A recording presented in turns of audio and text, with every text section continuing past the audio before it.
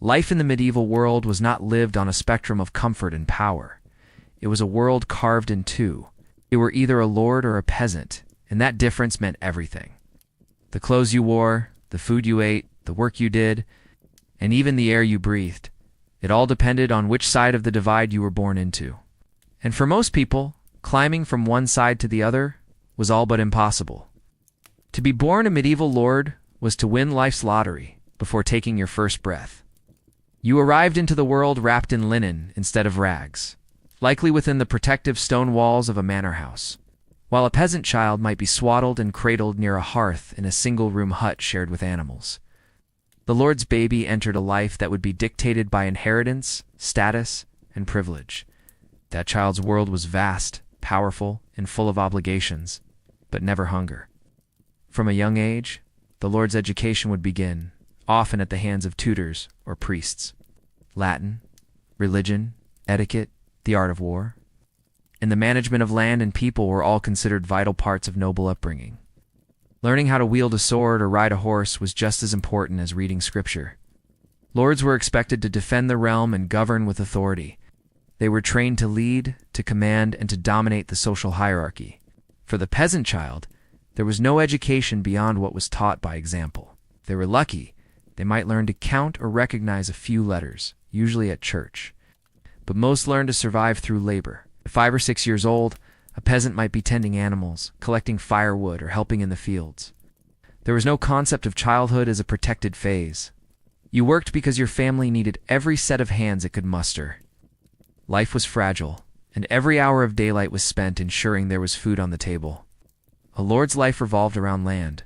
He owned it, and everything on it.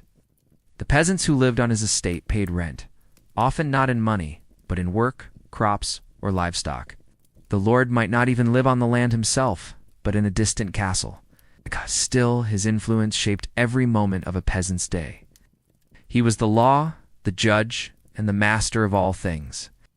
When the harvest failed, the lord might feast regardless, while his peasants starved in silence. The difference in housing alone told the whole story. The manor house or castle was a fortress and a display of wealth.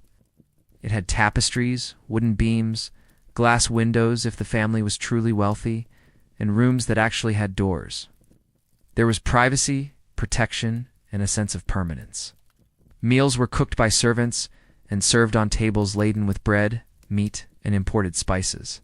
The kitchen roasted game caught in the forests, and wine flowed freely in the hall. Peasants, by contrast, lived in one-room homes made of wattle and daub. The roofs were thatch, the floors dirt, and the beds shared among siblings, and sometimes even with livestock. Privacy was a foreign concept. In winter, the cold crept through the walls and bit at exposed fingers and toes. Food was basic: barley bread, porridge, cabbage, perhaps some beans or onions.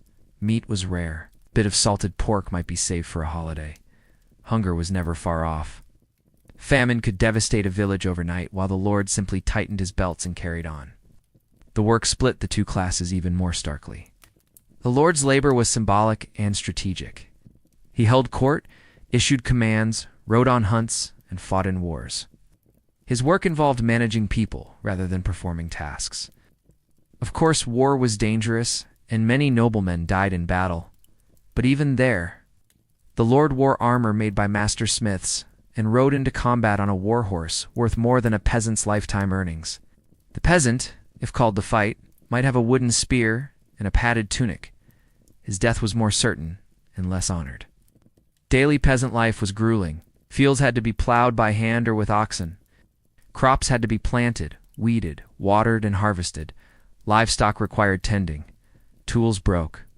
Weather destroyed. And through it all, the peasant paid taxes to the lord, to the church, and to the crown. It was common to give up more than half of what you grew. There was always someone collecting. You toiled so that others could live in comfort. Religion played a strange and powerful role in maintaining this divide. The church taught that everyone had a place. Lords were divinely appointed to rule. Peasants were meant to serve. This hierarchy was natural and God-ordained. Challenging it was heresy. The church reinforced these messages through sermons and stained glass windows, through the rituals of baptism and burial. Yet the church itself also demanded tithes from peasants, while offering charity that barely scratched the surface of their need. Marriage and family were also shaped by status. Lords often married for alliances. Their spouses came from other noble families, sometimes far away. Love was not the point. Producing heirs and securing land was. Weddings were grand affairs involving contracts, witnesses, and weeks of feasting. For peasants, marriage was more local and more practical. You married someone from your village or the next one over. The celebration might involve a bit of ale, a dance, and a priest, if one could be found. Children came early and often, and families were large, partly because many children died young. Even entertainment looked different. Lord might host a tournament where knights battled for honor and glory. There were minstrels, jesters, and troubadours performing tales of chivalry. Lords hunted deer and boar, while their guests watched falcons snatch prey from the sky. For peasants, entertainment came rarely and in small doses. They sang songs while they worked, they danced at festivals, played simple games, or gathered in the tavern after sundown. Laughter existed on both sides of the divide, but the peasant's joy was brief and hard-earned. Justice, too, wore a different face depending on class. If a lord committed a crime, it might be discussed at court, judged by his peers. He had lawyers and allies. A peasant might be tried by ordeal, thrown into water to see if he floated, or forced to carry a red-hot iron bar. Guilt or innocence was a matter of survival, not evidence. Punishments were brutal and public, meant to remind everyone of their place. And yet, it wasn't all misery for the peasants, or ease for the lords. A bad harvest could lead to rebellion. A cruel lord could be overthrown by angry villagers. Some lords did look after their people, offering protection and occasionally even charity. Likewise, some peasants found moments of joy, deep family bonds, and a sense of purpose in their labor. Their lives were harder, but they were not meaningless. What bound both groups together was the land. It was the source of power and the source of survival. The lord needed the peasants to farm it. The peasants needed the lord to protect it. It was a relationship built on mutual dependence, but unequal in every sense. The structure held because everyone believed it was the only way. It was a society frozen in place, one generation after another. Change came slowly. The Black Death shook the system, killing so many that labor became precious and wages were demanded. The rise of towns and merchants introduced a new kind of wealth that didn't depend on noble blood. Over centuries, the divide began to crack. But during the height of the Middle Ages, life as a medieval lord versus life as a peasant meant living in different worlds entirely. One of privilege and command, the other of toil and survival. The legacy of that divide still echoes today in how we view wealth, work, and class. But in the medieval world, it wasn't just economics, it was destiny. If you were born to the manor, the world bent toward your wishes. If you were born to the field, you bent your back and endured. 2 lives, 1 world. It's divided by a chasm deeper than stone and older than memory. Thanks for joining us on this journey through the stark world of medieval life, where being born a lord or a peasant could define everything from your daily meals to your chances of survival.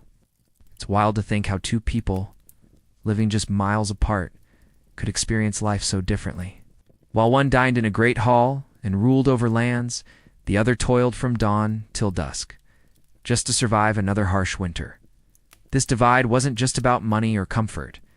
It was about power, purpose, and being locked into a role you didn't choose. And yet both sides had their own challenges, their own victories, their own small joys. If this glimpse into the brutal contrast between medieval classes got you thinking, or even just imagining what side of the castle gates you might have been on, then make sure to hit that like button.